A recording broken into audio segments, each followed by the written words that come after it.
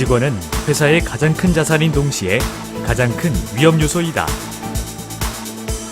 최근 패트야 랜섬웨어가 수많은 컴퓨터를 공격하면서 기업들은 보안의 중요성을 다시 상기하게 되었습니다.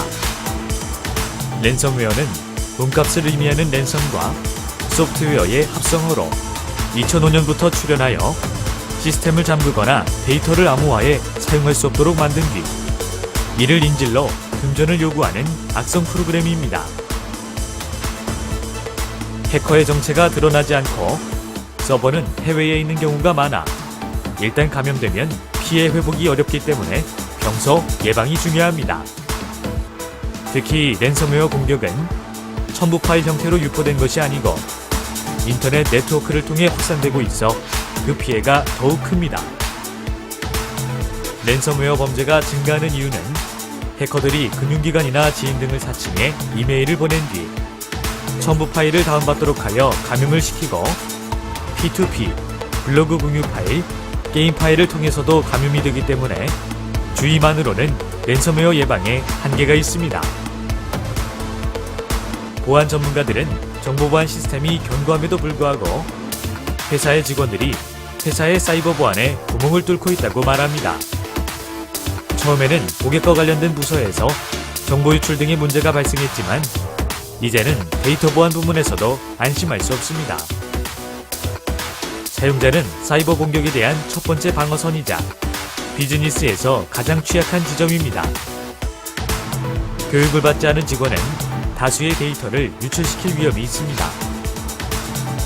기업을 대상으로 하는 사이버 범죄자들은 유해한 기능을 가진 스팸 메일을 사용자에게 보내 랜섬웨어로 대상 컴퓨터를 감염시키는 방법을 실행할 것입니다. 이제 조직의 모든 수준에서 ICT 보안인식을 구현하는 것이 중요하지만 직원들 스스로가 온라인 활동을 할 때의 위험성에 대해 잘 알고 대처할 수 있다면 생산성을 희생하지 않으면서 균형을 유지할 수 있습니다. 정보 보안의식은 조직 문화의 일부가 되어야 하며 비즈니스 리더는 회사의 인식 교육이 중요한 사이버 보안 신조를 모두 보여줄 수 있도록 보장해야 합니다. 본 교육이 끝나면 모든 사용자는 보안 위협을 정확히 식별하고 보안 사고에 대응하는 방법을 배울 수 있습니다.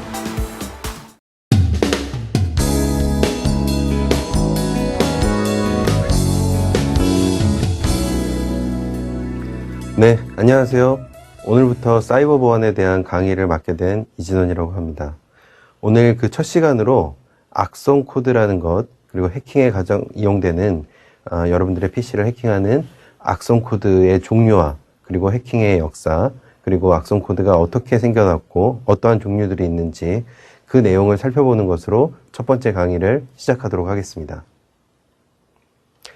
우선 악성 코드라는 것이 어떤 것인지 먼저 한번 살펴볼 텐데요. 악성 코드라는 것은 영어로는 malware라고 표현합니다. malware라는 것은 악의적이다라는 뜻의 영어 단어인 malicious와 소프트웨어를 뜻하는 소프트웨어의 합성어라고 보시면 되겠습니다. 그래서 malicious 소프트웨어, 악의적인 역할을 하는, 악의적인 행동을 하는 소프트웨어를 우리가 malware, 그리고 한국말로는 악성 코드라고 부른다고 보시면 되겠습니다.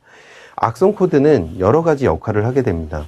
악성 코드가 일단 여러분들의 PC나 서버로 들어가게 되면은 악성 코드는 여러분의 시스템을 파괴하기도 하고 정보를 빼내가기도 하고요. 시스템에 허가 없이 접속을 한다든지 이런 여러 가지 역할을 하는 것이, 이런 여러 가지 악의적인 역할을 하는 것이 악성 코드의 주된 그런 임무라고 보시면 되겠습니다.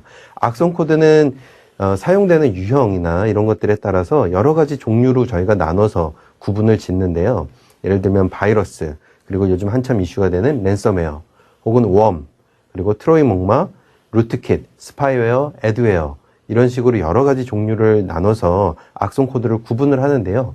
물론 이 전체 모든 것들이 대부분 악의적인 행동을 하기 때문에 저희가 통칭해서 악성 코드 혹은 malware 이렇게 부릅니다만 이 개별적인 의미를 안다면은 조금 더 여러분들이 악성 코드를 대응하고 해킹에 대응하는데 도움이 되실 수 있기 때문에 이 하나하나의 내용에 대해서 잠깐 살펴보도록 하겠습니다. 우선 악성 코드의 종류를 살펴보기 전에요. 악성 코드의 역사를 한번 살펴보겠습니다. 악성 코드라는 것이요, 작년에 한 연구기관의 조사에 의하면 매일매일 2016년도 조사에 따르면 매일매일 발견되는 새로운 유형의 악성 코드가요, 하루에 30만 개가 넘는다라고 합니다. 하루에 30만 개가 넘으니까요, 열흘이면 300만 개, 한 3달만 지나도 3천만 개의 새로운 악성 코드가 계속해서 생겨나는 건데 정말 놀라운 일이죠.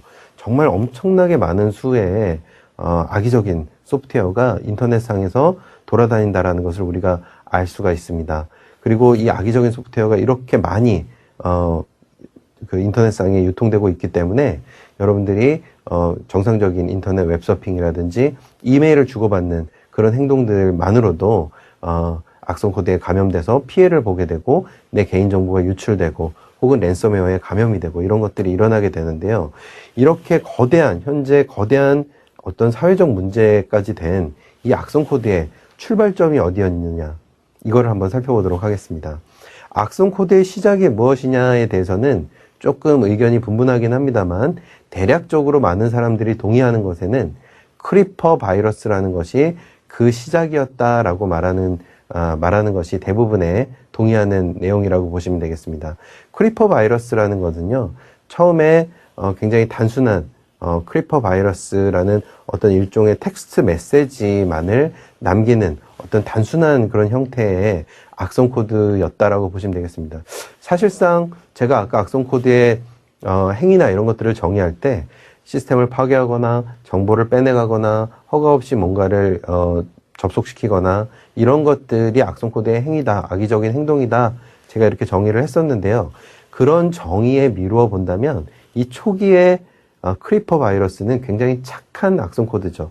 그냥 허가 없이 어떤 메시지를 보내는, 텍스트 메시지를 뿌려주는 그거 이외에 어떤 악의적인 행동을 하지 않기 때문에 그 측면에서 보면은 굉장히 착한 악성 코드다 이렇게 얘기할 수 있겠습니다만, 어쨌든 사용자의 동의 없이, 허가 없이 어떤 불법적인 메시지를 뿌리는 형태로 시작된 것이 크리퍼 바이러스다, 우리가 이렇게 얘기를 할 수 있고, 이것이 많은 사람들이 동의하는 것 중에 1972년도에 이 악성 코드가 악성 코드의 시초다 이렇게 얘기하는 것이 일반적인 정설입니다. 그러면 이제부터 악성 코드의 종류에 대해서 한번 살펴보도록 하겠는데요. 첫 번째로는 우리가 가장 많이 얘기하는 바이러스. 우리가 악성 코드라는 말 대신에 일반적으로 컴퓨터 악성 코드를 전부 다 바이러스 이렇게 얘기하시는 경우가 굉장히 많은데요. 바이러스라는 것이 정확히는 어떤 종류의 악성 코드인지, 그리고 어떤 악성 코드의 종류를 우리가 바이러스라고 부르는지 그 내용에 대해서 한번 살펴보도록 하겠습니다. 일단 바이러스라고 하면은 우리가 인간 몸에 들어가는 바이러스, 감기 바이러스라든지 이런 여러 가지 바이러스들도 우리가 뭐라고 얘기를 합니까? 어떤 것들을 바이러스라고 하죠? 일반적으로 사람의 몸이나 이런 것들을 숙주로 삼아서 거기에서 기생해서 뭔가 병균이나 이런 것들을 만들어내는 그런 것들을 우리가 바이러스다 이렇게 얘기를 하는데요. 악성 코드에 있어서 바이러스도 동일하다고 보시면 됩니다. 정상적인 소프트웨어, 정상적인 파일을요, 이 악성 코드가 들어가서 이거를 숙주로 삼은 다음에 이 정상 파일에 굉장히 악의적인 행동을 하는 코드를 삽입시키는 형태로 이렇게 동작하는 것이 바이러스라는 악성 코드의 특징이라고 보실 수 있겠습니다.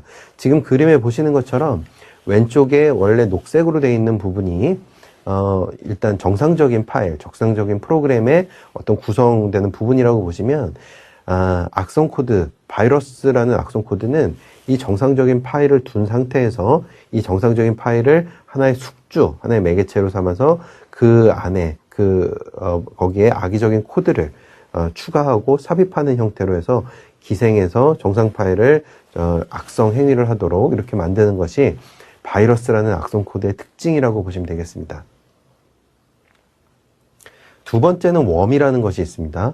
웜이라는 것은 자기 자신을 스스로 복사하는 형태의 악성 코드를 통칭하게 됩니다. 자기 자신을 스스로 복사한다. 자, 여러분들 아마 이런 얘기 한 번씩 들어보셨을 겁니다. 만약에 내 옆에 있는 사람이 악성 코드에 감염이 되면은 나도 자동으로 악성 코드에 감염이 되느냐? 그러니까 악성 코드가 스스로 이렇게 주변을 다 전파시키고 감염을 시키느냐, 이런 얘기들을 한 번 정도씩은 들어보신 적이 있을 텐데요. 바로 그런 역할을 하는 악성 코드의 종류가 웜이라고 하는 형태의 악성 코드라고 보시면 되겠습니다. 웜은 원래 이제 벌레를 뜻하는 것인데요. 웜은 악성 코드에 있어서는 자기 자신을 스스로 복사해서 감염을 확대시켜 나가는 형태의 악성 코드를 우리가 웜이라고 얘기합니다. 전파되는 수단은 굉장히 여러 가지가 있을 수 있는데요. 네트워크 상에서 그 옆에 PC, 다른 PC, 연결된 PC들로 스스로를 감염시키고 복제해 나가는 형태, 아니면은 이메일을 감염된 PC에 있는 사람의 PC 그 이메일 주소록을 읽어드려서 거기에 있는 모든 이메일로 이메일을 보내서 스스로를 계속 감염시키고 복제하는 형태, USB를 통한 형태, 이런 여러 가지가 있을 수 있습니다. 어쨌든 스스로를 복제해서 감염을 확대시켜 나가는 이런 것들을 웜 바이러스, 웜 악성 코드의 특징, 그래서 이런 종류의 악성 코드를 웜이다, 이렇게 부르시면 되겠습니다. 얼마 전에 있었던 굉장히 큰 사고였던 워너크라이 랜섬웨어 같은 경우도 감염이 된 다음에 스스로 외부로 이제 복제하는 형태를 띠기 때문에 이런 경우에는 랜섬웨어라는 형태와 이 웜이라는 형태가 결합되어 있는 그런 상태라고 보실 수 있겠습니다. 그 다음은 트로이 목마라는 것인데요. 트로이 목마는 앞서 보신 것처럼 웜이나 이런 그 악성 코드처럼 자기 복제를 하는 그런 기능은 가지고 있지 않습니다. 다만 트로이 목마라는 것은 일반적으로 트로이 목마형 악성 코드는 정상적인 프로그램으로 위장을 한 다음에 사용자 모르게 사실은 악의적인 행위를 수행하는 것을 저희가 트로이 목마다 이렇게 얘기를 합니다. 트로이 목마형 악성 코드. 트로이 목마라는 것이 여러분들 잘 아시는 것처럼 원래는 그리스 신화에서 이제 나온 것이죠. 그래서 트로이, 그리스 군대가 트로이를 공격했을 때 목마를 남겨놓고 그 안에 군대를 남겨놓은 다음에 그것이 이제 성 안으로 들어간 다음에 거기에서 이제 병사들이 나와서 트로이를 멸망시킨 그 신화에서 이제 비롯된 얘기가 바로 이 트로이 목마인데요. 바로 그 동일한 의미를 담고 있습니다. 그래서 이것이 안전하다라고 사람들이 속을 수 있게, 그래서 정상적인 프로그램의 형태를 취하고 있지만 사실은 이것을 가져다가 실행을 시켜보면은 악의적인 행위를 하는 악성 코드, 이런 형태로 동작하는 것이 트로이 목마 악성 코드의 특징이라고 보실 수 있겠습니다. 예전에 트로이 목마 악성 코드로 굉장히 유행했던 것들 중에 하나가요, 가짜 백신이라는 게 굉장히 많았었습니다.